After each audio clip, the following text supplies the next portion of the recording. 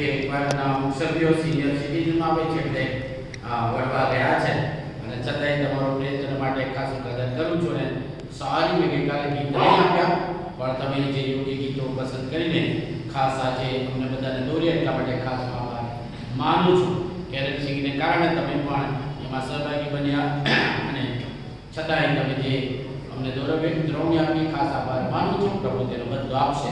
બધાને જય મસીહ કે આશા અને વિશ્વાસ છે કે ધીમે ધીમે ફરી એકવાર આપણે ક્રિસમસ સ્પિરિટમાં આવીએ એટલે કે ઈસુ ખ્રિસ્તને પ્રગટ કરવાનો આ સમય અને દિવસો છે અને એટલા માટે તેના વિવિધ ભાગરૂપે આપણે કેરેટ સિંગિંગમાં જઈએ છીએ, એકબીજાને મળીએ છીએ, પૂછીએ છીએ. બહેનો પૂછે છે, બજારમાં જઈ આવ્યા, ખરીદી કરી આવ્યા, કુટુંબ સાથે છે. બહેનો પોતાના પતિને ફોર્સ કરે છે, પતિ પોતે ગુચવાયા કરે છે, ખિસ્સા કઈમાંથી કાઢીએ છે. એ બધી વ્યવસ્થામાં પ્લાનિંગમાં બધું ચાલે છે. બહેનો પહેલાના સમયમાં કદાચ એવું સાથે મળીને ખાવા જુદા જુદા પ્રકારની વાનગીઓ તો બનાવતા નહીં હશે કારણ કે ઓર્ડર સિસ્ટમ ચાલે છે. Whatever may be but તમે ઓર્ડર આપજો કારણ કે અમે મુલાકાત લેનાર છીએ. અને ખાસ એ બધામાં પ્રભુ ઈસુ ખ્રિસ્તનો પ્રેમ અને પ્રભુ ઈસુ ખ્રિસ્તને આપણે પ્રગટ કરવાના છીએ. એ બધી બાબતોમાં ઈસુ ખ્રિસ્ત આપણું કેન્દ્ર રહે, સેન્ટર રહે. એ ખાસ પ્રાર્થના સાથે દરરોજ માગીએ. અને એટલા માટે આજે સવારે આપણે એ વિચાર કરવાના છે કે ગયા રવિવારે આપણે જોઈએ કે આપણે જમણી તરફ હોઈશું કે ડાબી તરફ હોઈશું અને એના માટે એક હથિયાર આપણને આપવામાં આવ્યું છે અને તે તો પવિત્ર શાસ્ત્ર બાઇબલ. એના સંબંધમાં આપણે થોડીક વાર વિચાર કરવાના છે. વહાલાઓ, આપણા જીવનમાં એ પવિત્ર શાસ્ત્ર બાઇબલનું સ્થાન અને એનું મહત્વ કેવું છે એના વિશે આપણે જરાક વિચાર કરી ત્યારે ખ્યાલ આવશે. આપણા જીવનની ઘણી બધી જરૂરિયાતો છે અને એ જરૂરિયાતો માટે આપણે કોઈ વસ્તુનો ઉપયોગ કરીએ અને વસ્તુ ધીમે ધીમે આપણા માટે અનિવાર્ય બની જાય, અનઅવોઇડેડ અથવા તો આપણા જીવનનો દૈનિક જીવનનો એક પાર્ટ, એક ભાગ બની જાય અને તેના વગર આપણને ચાલે જ નહીં. એના ભાગરૂપે આપણી પાસે છે આ જે છે કે આ સામાન્ય છે, મંડળીનો છે. કેટલાકની પાસે સ્માર્ટફોન હશે, એને ફક્ત વાત કરવા માટે આપણે ખરીદ્યો. હવે એની અંદર બધું જ જગતનું બધું જ આવે છે અને આપણો હવે અંગ બની ગયું છે. એને જો આપણે ભૂલી જઈએ કોઈ જગ્યાએ જતા તો પાસે એવું નીકળી જાય હે ને. ગાડી પકડવા જાય, રેલવે સ્ટેશન યાદ રહી ગયો, મોબાઈલ ઘરે રહી ગયો તો શું થાય? બસમાં જઈએ કે મુસાફરીમાં જઈએ કારણ કે અવિભાજ્ય અંગ બની ગયો. એ જરૂરી છે કારણ કે એ આપણને દોરશે. કદાચ રસ્તો ભૂલી જઈએ તો ગૂગલ મેપ છે ને, કદાચ કંઈક માહિતી જોઈએ તો દોરશે. કોઈની સાથે વાત કરવાનું હોય, મેસેજ કરવાનો હોય, કન્વે કરવાનો હોય, અહીંથી કોઈની પાસે કામ કરાવવાનું હોય કારણ કે આખા જગતના લોકોની સાથે જોડે છે. નવી વ્યક્તિની સાથે પણ ઓળખાણ થાય છે અને એટલા માટે ઘણી વખત આના દ્વારા કોન્ટેક્ટ કરીને પણ ઘણા લગ્નો થયા છે અને થાય છે. આટલું બધું ઉપયોગી છે, અવિભાજ્ય અંગ બની ગયું છે. અને અત્યારે તો પછી સાથે આપણે જે કંઈ કપડાં પહેર્યા છે જ્યાં કોઈ ભાવે તરત ફોટા પાડીને મેમોરી પર લઈ શકીએ. ઘણું બધું છે અને એટલા માટે એને ભૂલી શકાય નહીં. એનો ઉપયોગ એમાં એટલી બધી આપણી માસ્ટરી છે કે આપણા બાળકો આપણને શીખ્યું અને આપણે પણ બીજાને શીખ્યું. એટલી બધી માસ્ટરી છે. કેટલો સમય લાગે અને તેની સાથે આ જે છે ને આમાં પણ છે કે પણ આનો ઉપયોગ અને આનો ઉપયોગ, આનું સ્થાન અને આનું સ્થાન અલગ છે. બાઇબલ છે, મોબાઈલ છે. મોબાઈલમાં વચનો હશે, બાઇબલ ખોલશો તો પણ ઘણા લોકો જોશે ત્યારે તમે ભલે બાઇબલ વાંચો મોબાઈલમાં પણ વિચાર જુદો હોઈ શકે. આ કેટલા વર્ષથી આનો ઉપયોગ કરીએ છીએ અને આને કેટલા વર્ષથી ઉપયોગ કરશે અને કયામાં આપણે માસ્ટરી કેળવી છે આજે સવારે એ જોવાના છે કારણ કે આના પરથી ખબર પડશે કે આપણે જમણી બાજુ રહીશું કે ડાબી બાજુ રહીશું. You master it in this or this. તમે કયામાં માસ્ટરી કેળવી છે તે જમણી બાજુ ડાબી બાજુ નક્કી કરે છે અને એટલા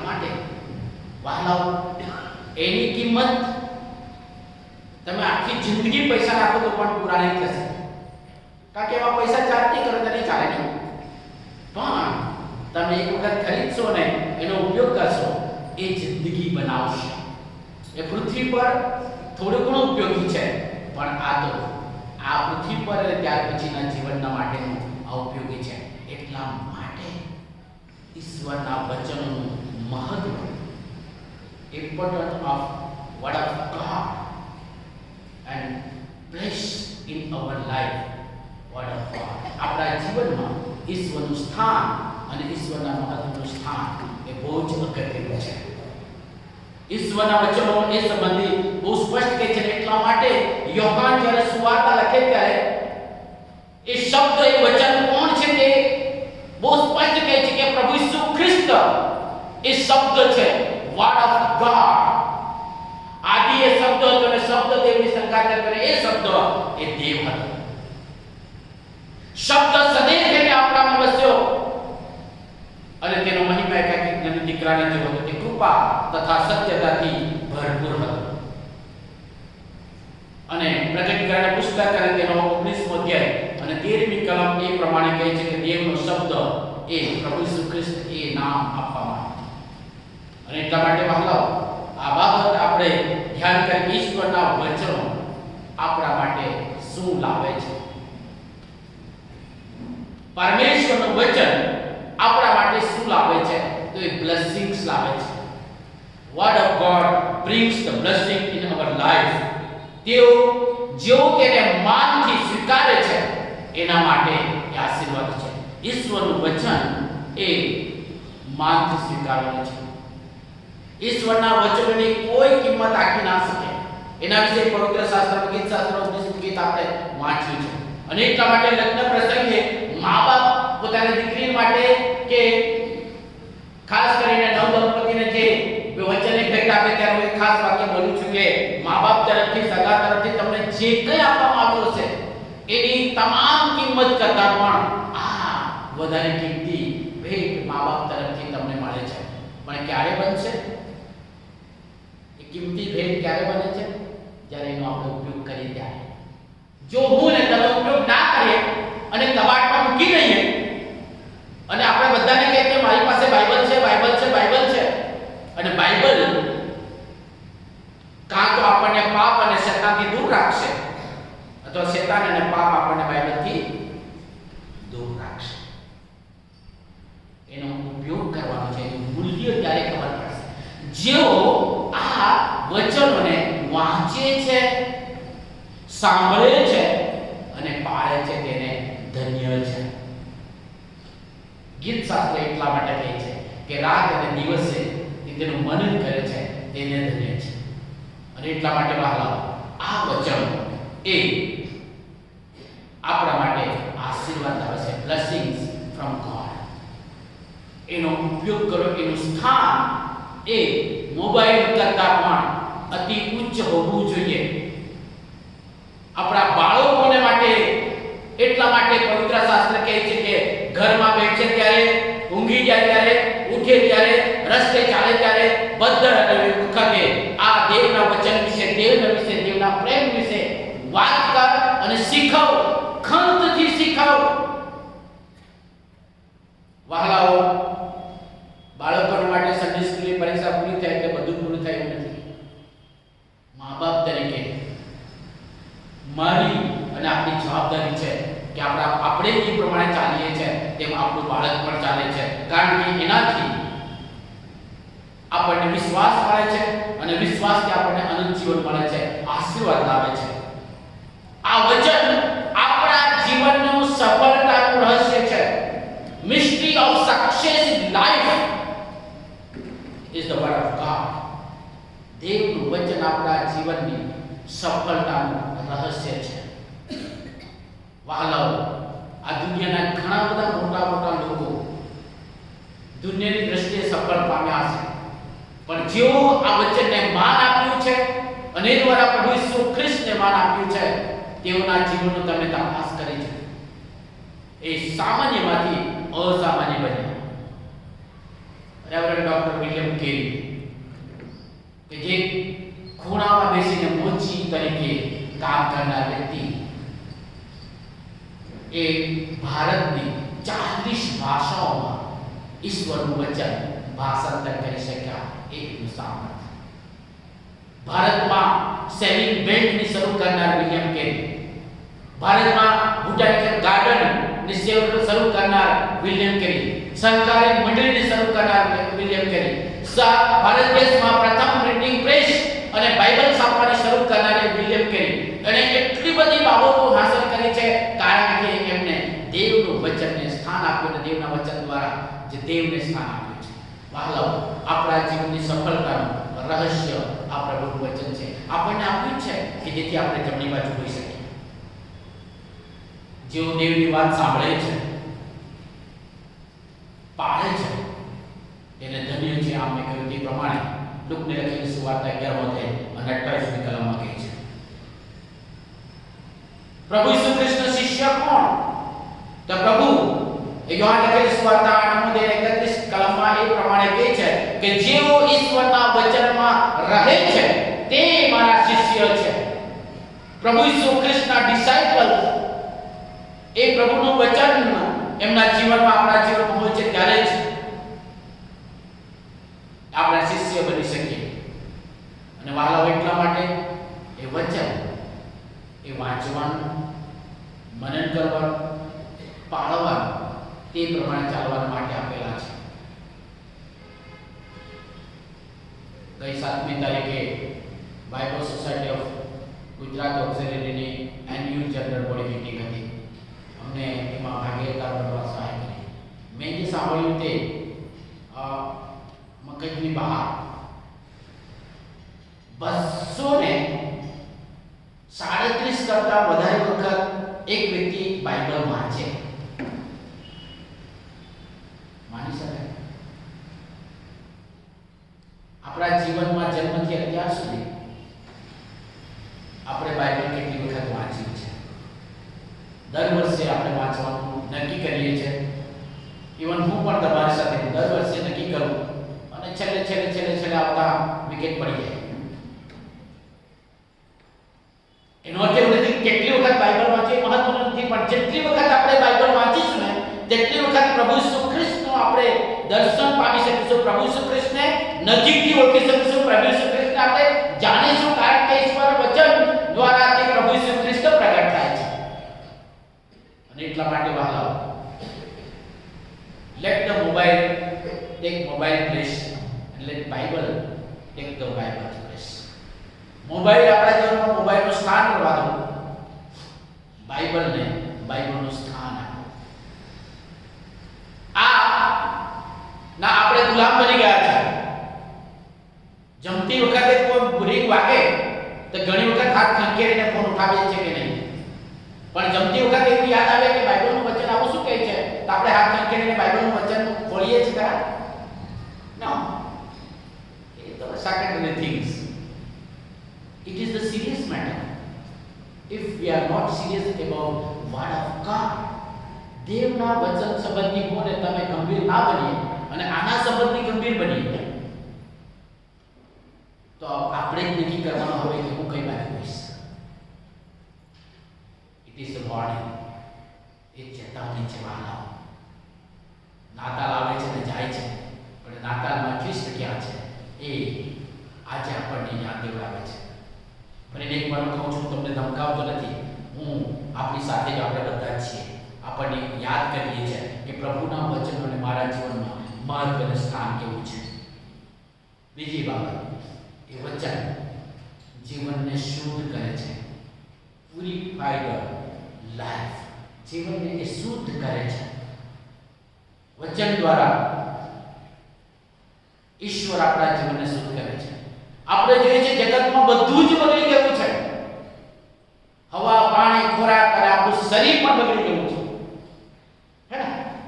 બધું મિક્સ, બરાબર, અને બધું જ પ્રદૂષિત થઈ ગયું છે.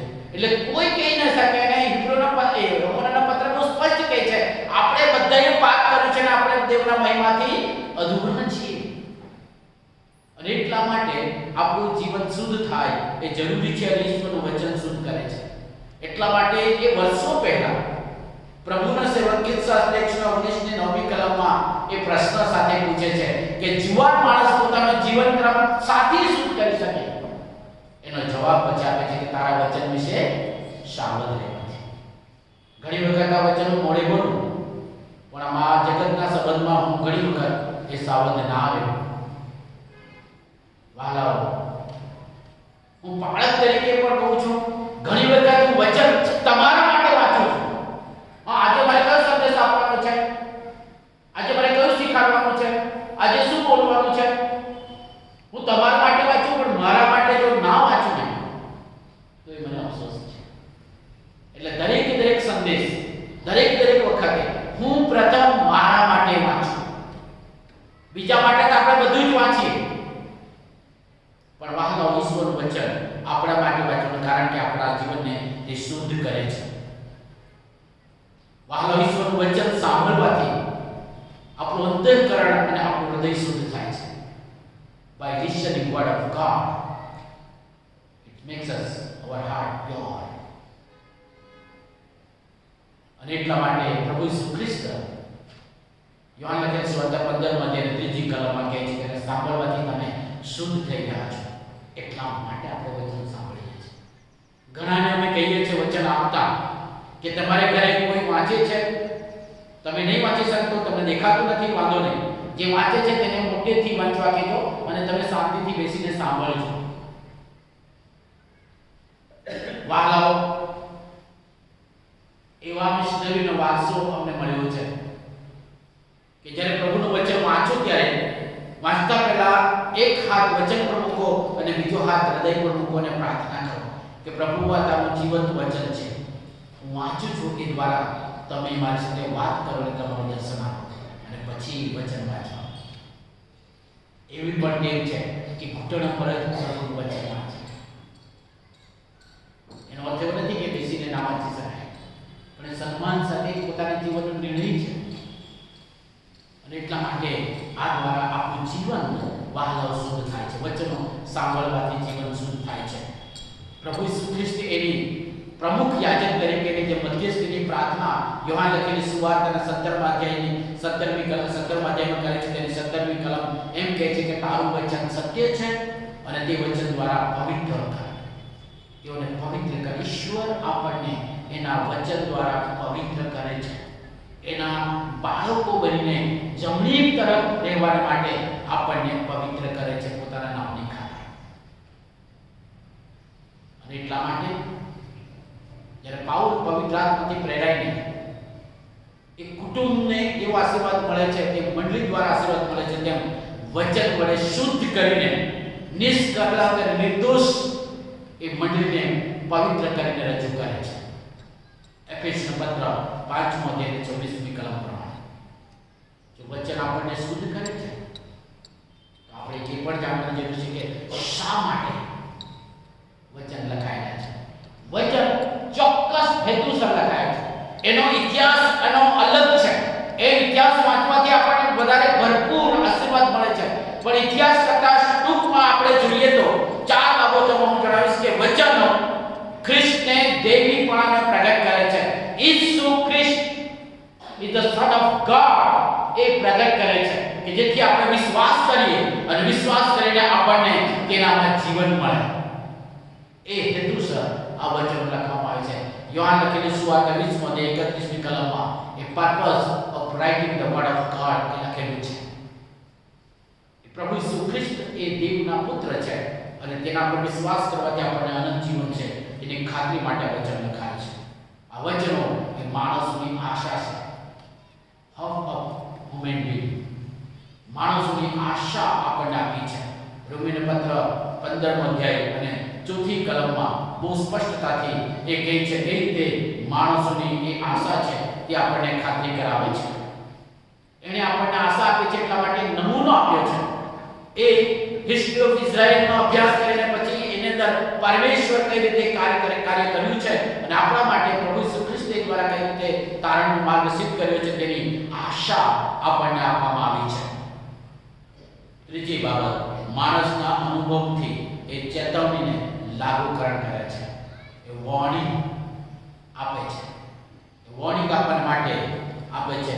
પહેલો કોરિન્થીયન પત્ર 10મો અધ્યાય અને 11મી કલમ પ્રમાણે જે ઇસ્રાયેલ લોકોનો અરણ્યમાં મુસાફરીમાં જે તેઓને કચકચ, અવિશ્વાસપણું, તોફાન, ધમાલ, બધી બાબતો એ કર્યું, તે બધી બાબતો આપણા માટે એ ઉદાહરણ માટે લખ્યું છે, આપણા માટે શીખવાના માટે લખ્યું છે. એ વિશ્વાસીઓની મુસાફરી જે છે એ બધી આપણા માટે નમૂનારૂપ છે કે જેથી આપણે ચેતી જઈએ, આપણે જાગૃત બનીએ. અને પ્રભુ ઈસુ ખ્રિસ્ત પણ એ પ્રમાણે એમના શિક્ષણમાં એ ચેતવણી આપી છે અને ચેતવણી આપનાર આ વચનો છે. આપણે કોના ગુલામ બનીએ છીએ તેની બાબતોની ચેતવણી આપે છે. અને આ વચનો એટલા માટે લખાયેલા છે કે અનંત જીવનમાં જ્ઞાન આપે છે. જમણી બાજુ કઈ રીતે રહીશું તેના માટે અને જમણી બાજુ રહેવા માટે મારે શું કરવાનું પૃથ્વી પર તેના માટેનું જ્ઞાન, નોલેજ, વિઝડમ પ્રભુ એ વચનો દ્વારા મને અને તમને આપે છે. વિશ્વાસ કરીને જાણીએ કે એના દ્વારા આપણને અનંત જીવન છે. પહેલો યોહાન 5મો અધ્યાય અને 13મી કલમ પ્રમાણે. અને એટલા માટે ચોથી બાબત વિચાર કરીએ ત્યારે એ વચનો સામર્થ્ય છે, પાવરફુલ વર્ડ ઓફ ગોડ. એ પરાક્રમ કરે છે, એટલું સામર્થ્ય છે કે ભસ્મ કરનાર અગ્નિ સમાન છે. એ પ્રભુના સેવકના હૃદયમાં અગ્નિ સમાન બળે છે કે જેથી એ કયા વગર રહી શકતા નથી. યર્મિયા એ પોતે એવી રીતે લોકોને કહે છે કે મારા હાડકાની અંદર એ અગ્નિ સમાન બળે છે અને મારે કહેવું જ પડે. એનું પરિણામ યર્મિયાને એ કાદવવાળા ટાંકામાં નાખી દેવામાં આવ્યો, દિવાલ સાથે ચડી દેવામાં આવ્યો, ભૂખ્યો બાંધી રાખવામાં આવ્યો, એને માર મારવામાં આવ્યો, બધું જ કરવામાં આવ્યું. પણ એનું વચન એના સામર્થ્યશાળી હાડકાની અંદર એ બળે છે કે કયા વગર રહી શકતો નહીં. યર્મિયા પ્રબોધનનું પુસ્તક 5મો અધ્યાય 14મી કલમ પ્રમાણે એ word of God like hammer, એ હથોડા સમાન છે. એ જેના પર પડે છે તેના ભૂક્કા કરી નાખે છે. વાહ, એ વચન પરાક્રમ ખાટલું છે, હથોડા સમાન છે. આપણું એ માસનું હૃદય ભૂક્કો થવો જોઈએ, તૂટવું જોઈએ. એ જો હૃદય ના તૂટે, કઠણ જ રાખે, ચાલ્યા જ કરે તો એ સમય આવશે કે જ્યારે જમણી બાજુ બદલે આપણે ડાબી બાજુ બેસીશું. ગમે તેટલા વર્ષના ખ્રિસ્તી હોઈએ, દાન આપીએ, ઉપવાસ કરીએ, બધું કરીએ, પણ જો આપણું હૃદય પ્રભુમાં ના સુધરે, ના તૂટે તો વહાલાઓ એ બની શકે છે. એ વચન આપણને જીવન આપે છે, જીવનમાં બળ આપે છે, સ્ટ્રેન્થ આપે છે. એ અનુભવ તમે જુઓ. કેટલાય લોકો ફિઝિકલી એટલા બધા વીક હોય છે, એ પથારીમાં ઉઠી ના શકે. પ્રભુના સેવક હોય તેઓના માટે પ્રાર્થના કરી છે અને તેઓ ઊભા થઈ ગયા છે. ફક્ત સુવાર્તામાં આપણે વાંચીએ એવું નહીં. 38 વર્ષના માંદા માણસને પ્રભુ ઈસુ ખ્રિસ્ત એમ કહે છે કે ઉઠ, તારો પીછા મૂકીને ચાલ. કેટલા વર્ષની પથારીમાં હતો? 38 યર્સ. આપણે કેટલા વર્ષની પથારીમાં હોય તો ઉઠીને દોડતા થયા ખરા? આપણે બોલી અશક્તિ લાગે છે, સારું તો છે પણ કેવું અશક્તિ લાગે છે, વીકનેસ. 38 વર્ષના માંદા માણસને પ્રભુ ઈસુ ખ્રિસ્ત એમ કહે છે કે તારું પીછા મૂકીને ચાલે, તે ઊભો થઈને ચાલતો થયો. This is the power of word of God. ઈશ્વરના વચનોમાં બળ છે, સામર્થ્ય છે. અમે કેટલાય એવા વહાલાઓને માટે પ્રાર્થના કરી છે કે પ્રભુ તેમને શારીરિક અને આત્મિક બળ આપે છે. અને વહાલાઓ એ હઝકેલના વખતમાં હઝકેલને માટે પ્રબોધવાણી કરવા કે એ સૂકા હાડકા ખીણમાં એકદમ વેરાઈ ગયેલા બોન્સ, અનિયમિત વિખરાયેલા બોન્સ, ઈશ્વરનું વચન પ્રગટ કરે છે અને હાડકા ગોઠવાઈ જાય છે. એના પર સ્નાયુ બેસે છે, ચામડી આવે છે અને ઈશ્વરનો વાયુ આવે છે. એ જીવતું સૈન્ય બની જાય છે. એનો અર્થ એવો છે કે આપણે પાપમાં મરેલા હતા, ઈસુ ખ્રિસ્ત દ્વારા પ્રભુના વચન દ્વારા ખાતરી કરાવી કે આપણને અનંત જીવન છે અને પાપની માફી દ્વારા આપણને ફરીથી જીવનમાં લાવ્યા છે. આ બળ પ્રભુ ઈસુ ખ્રિસ્તમાં છે. એના વચનો દ્વારા પ્રગટ કરવામાં આવે છે. અને વાલો એટલા માટે આપણને એ વચનો પર વિશ્વાસ કરવા માટે ઈશ્વર સહાય કરે છે. એ આપણને સાલ્વેશન આપે છે, તારણ આપે છે. પાઉલ પ્રેરિત રોમનના પત્ર 1:16મી કલમમાં એ ખાતરી સાથે કહે છે કે વિશ્વાસ કરનારને તો તે તારણ પમાડનારું સામર્થ્ય છે, અવિશ્વાસીઓ માટે તે મૂર્ખ સમાન છે. Foolishness for the unfaithful people. પણ શુદ્ધ વિશ્વાસ કરનારા માટે એ સાલ્વેશન આપનાર પરાક્રમ છે. અને વહાલો એટલા માટે મને તમને બોલાયા છે.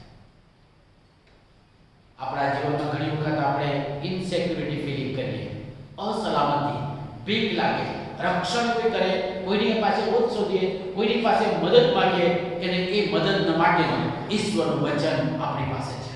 વહાલાઓ એ આપણું રક્ષણ કરે છે. જીવનના તમામ તબક્કામાં, તમામ પરિસ્થિતિમાં એ પ્રભુની પાસે જઈએ, પ્રભુના વચનોને વાંચીએ અને પ્રભુની પાસે કૃપા માંગીએ. એ વચનો દ્વારા આપણું રક્ષણ મળે છે. ઈશ્વર રક્ષણ કરનાર છે, એટલા માટે એને આપણે કહીએ કે આત્મિક તલવાર છે. એ આત્મિક તલવાર છે, સ્વર્ડ, બેધારી તલવાર છે. આમ પણ લાગે ના પણ લાગે, આટલું સામર્થ્ય ઈશ્વરના વચનમાં છે. વહાલાઓ એટલું જ નહીં, પણ એ આત્મા અને મજ્જા, જીવ અને આત્માને, શરીરના અવયવોને જુદા પાડે છે. એટલે સુધી વિધિના સામર્થ્યશાળી છે. હિબ્રુનો પત્ર 4 અધ્યાય 12મી કલમ પ્રમાણે. એનો અર્થ એવો છે કે પ્રભુ ઇન્સ્ટ્રુમેન્ટ છે. ડોક્ટર ઓપરેશનની અંદર જ્યારે ચીરો પાડે, કાપો કરે અને ત્યાર પછી જે ઇન્સ્ટ્રુમેન્ટ ઉપયોગ કરે તેને ફરીથી સાંધે છે, સારું થઈ જાય. અને ઈશ્વર આપણામાંથી ચીરો કરીને એ પાપને દૂર કરીને આપણને એવી રીતે સાંધે કે જેથી આપણે તેના ઉપયોગી પાત્ર બનીએ. એવું સામર્થ્ય આ વચનમાં છે. અને એટલા માટે ગીતકર્તા 19મા ગીતની અંદર બહુ સ્પષ્ટ કહે છે કે ઈશ્વર નિયમ સંપૂર્ણ છે, પરફેક્ટ. જો કે નિયમ એ મૂળ હિબ્રુ ભાષામાં એ શિક્ષણ છે, ટીચિંગ છે, એ મિનિંગમાં લેવામાં આવ્યું છે. એટલે ઈશ્વરનું જે શિક્ષણ છે તે સંપૂર્ણ છે, એ આત્માને તાજો કરે છે. ગીત 23માં બોલીએ છે તે મારા આત્માને તાજો કરે છે. એટલે શું? Refreshing my spirit. એક્સપિરિયન્સ કર્યો છે કે પછી ફક્ત બોલીએ છીએ? વહાલાઓ એક્સપિરિયન્સ કરવા માટે આ વચન છે. આત્માને તાજો કરે છે. બોડી કદાચ વીક હોય, પણ spirit will be field with power of Holi spirit. કારણ કે એ દેવનું વચન સંપૂર્ણ છે. દેવના વચનો એ વિશ્વાસ કરવા છે. જ્યારે આપણે બુદ્ધિ કંઈ કામ નહીં આવે ત્યારે અબુદ્ધને બુદ્ધિમાન કરે છે. વહાલાઓ એ બાબત મેં મારા જીવનમાં અનુભવ કરી છે. જ્યારે પણ કંઈ સમજણ ના પડે ત્યારે પ્રભુની પાસે જ્ઞાન અને બુદ્ધિ માંગે છે અને પ્રભુ તેની કૃપામાં આપે છે, એ શીખવે છે. અને એટલા માટે યહોવાનો ભય એ વિદ્યાનો આરંભ છે. એ પ્રભુનું વચન આપણે કહે છે. એની આજ્ઞાઓ યોગ્ય છે અને એ યોગ્ય હોય ત્યારે આપણા હૃદયને આનંદ મળે છે. આપણા હૃદયનો આનંદ મળે છે. જગતની અંદર બીજી બાબતોથી જે આનંદ મળે છે તેથી નહીં. અને તેની સાથે એની જે આજ્ઞાઓ છે તે ચોખ્ખી છે, નિર્મળ છે અને એ આંખોને પ્રકાશ આપે છે. સ્પિરિચ્યુઅલ આઈસાઇટ ખોલે છે. એની સાથે સાથે ફિઝિકલ આઈસાઇટ પણ ઈશ્વર પાસે બનાવે છે. કદાચ એનું જ કારણ હશે મૂસાને 120 વર્ષનો થયો તો પણ એને ચશ્માનો નંબર આવ્યો નહીં. એનો અર્થ એવો નથી કે આપણને ચશ્માનો નંબર આવે એટલે આપણને ઈશ્વર પ્રકાશ ના આપે. એ આત્મિક પ્રકાશ આપીને આપણને સહાય કરે છે. એક વ્યક્તિને છેલ્લા 4 વર્ષથી હું ફોન પર પ્રાર્થના કરાવું છું. એમને ગઈકાલે પણ મેં કહ્યું કે નાતાલના દિવસ આવું છું. એમની દ્રષ્ટિ જતી રહી છે, પણ એ એમ કહે છે કે સાહેબ હું પ્રભુ ઈસુ ખ્રિસ્તને આત્મિક રીતે જોઉં એટલા માટે મારા માટે પ્રાર્થના કરો. દ્રષ્ટિ જતી રહી, પણ એની ઈચ્છા એવી છે કે હું પ્રભુ ઈસુ ખ્રિસ્તને આત્મિક રીતે જોઉં. અને મેં એમને કહ્યું કે નાતાલના દિવસે આવજો પાછા. ગમે ત્યારે મેં કહ્યું ફોન કરો તો એમને એ જ પ્રાર્થના કરો કે પ્રભુ તમારી એમની આંખો ખોલો. પણ મને એમ કહે છે કે મારે આત્મિક દ્રષ્ટિ ખોલે એટલા માટે પ્રાર્થના કરાવો. What a wonderful faith. કેટલો અદ્ભુત વિશ્વાસ. અને આપણે સત્ય આંખે આંધળા જેવા ચાલીએ છીએ. We must take warning. આપણે ચેતવણી પામવાની જરૂર છે. આંખોને પ્રકાશ આપે છે, યહોવાનો ભય શું છે એને જ્યારે માન આપીએ છીએ, ઈશ્વરના વચનોનું માન આપીએ છીએ, ઈશ્વરના વચનો માનથી વાંચીએ છીએ, માનથી સાંભળીએ છીએ, ત્યારે તે આપણને શુદ્ધતામાં દોરે છે. કારણ કે તેનો ભય એક સદાકાળ ટકે છે, અનંતકાળ સુધી છે. અને એટલા માટે ઈશ્વરના જે નિર્ણયો છે તે સત્ય અને તદ્દન ન્યાયી છે. ઈશ્વર કદી પણ મને ને તમને અન્યાય ના કરશે. કદાચ આપણા જીવનમાં એવી ઘટના બને, ઘણા વહાલાઓને મેં એવા દુઃખના સમયમાં સાંભળ્યા છે, વળગીને રડીએ છે કે પાળક સાહેબ ઈશ્વરે અમને અન્યાય કર્યો છે, શા માટે અમારા માટે અમારા કુટુંબ માટે બન્યું છે. બટ રિમેમ્બર, ઈશ્વર કદી પણ કોઈનો અન્યાય ના કરે.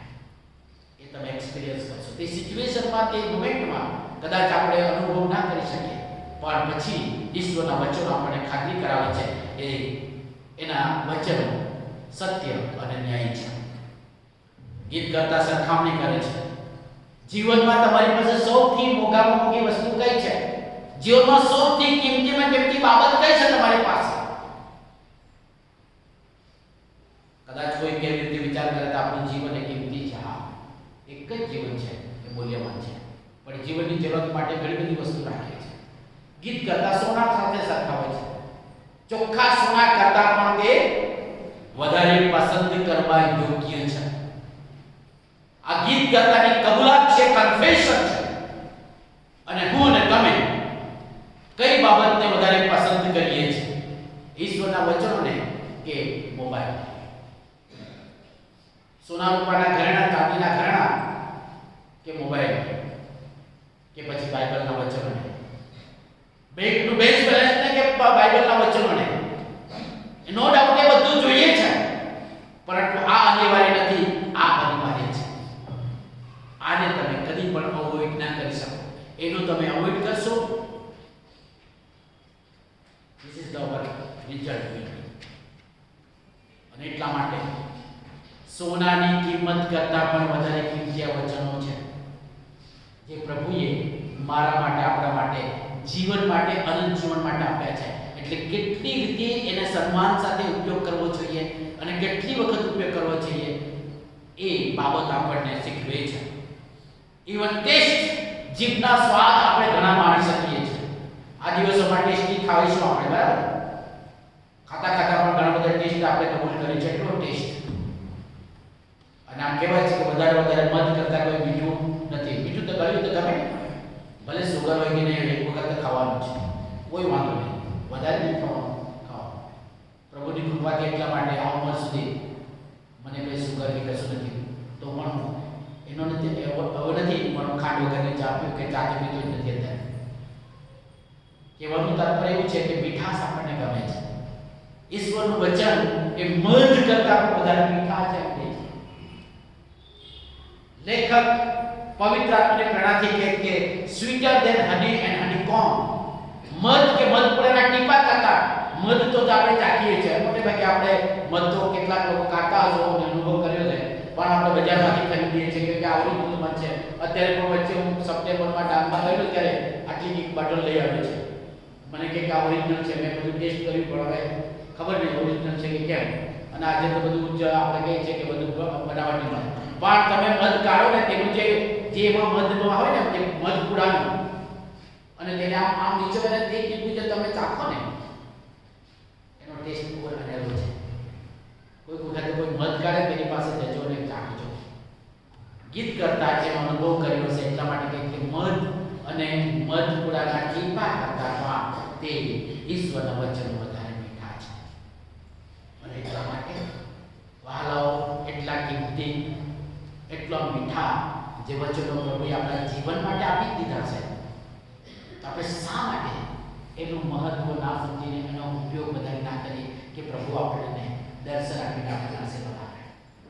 એનો ટેસ્ટ સાદું સુંદર શીખવી કરે. અને એટલા માટે આખી જિંદગી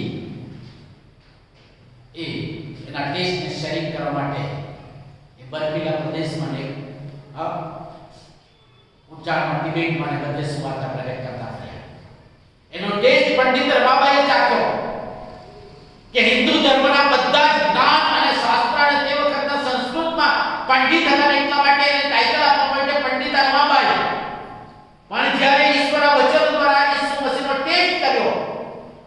બાઈએ પોતાનું જીવન આપી દીધું. આજે તેની સાક્ષી પુણેની પાસે ખેડગામમાં જાઓ અને મુલાકાત કરી ત્યારે ખ્યાલ આવશે how she was experience sweeter અને એરિકો પ્રભુએ ટેસ્ટ આપણી પાસે આપી દીધો છે, અવેલેબલ છે. ઉપયોગ કરીએ કે જેથી તે દિવસે આપણે જેને પ્રાર્થના જીવતા અને પવિત્ર ઈશ્વર પિતા, કેટલું અદ્ભુત તમારું વચન છે કે જે અમારી ભાષામાં તમે આપ્યા છે. પણ ઘણી ને ઘણી વખત પ્રભુ હું જૈવિક બાબતોને સ્થાન અને માન આપું છું. આ દિવસો તમે તારનાર લોકોને આવ્યાની ઉજવણી અમે કરીએ છીએ, તેનું પ્રિપરેશન કરીએ છીએ, ત્યારે વચનો અમારા જીવનનું સ્થાન બને માન, એટલા માટે અમને સહાય કરો કે જેથી પ્રભુ જે દિવસે તમે ન્યાય કરવા વગેરે અમે તમારી જમણી ગમ કરીએ એ વચનો પાળવા માટે પવિત્ર આત્મા તેમને સહાય કરો. જગતની ગંદી કિંમતી ચીજો અને બાબતો કરતા તમારા વચનને વધુ કિંમતી અને મૂલ્યવાન ગણીને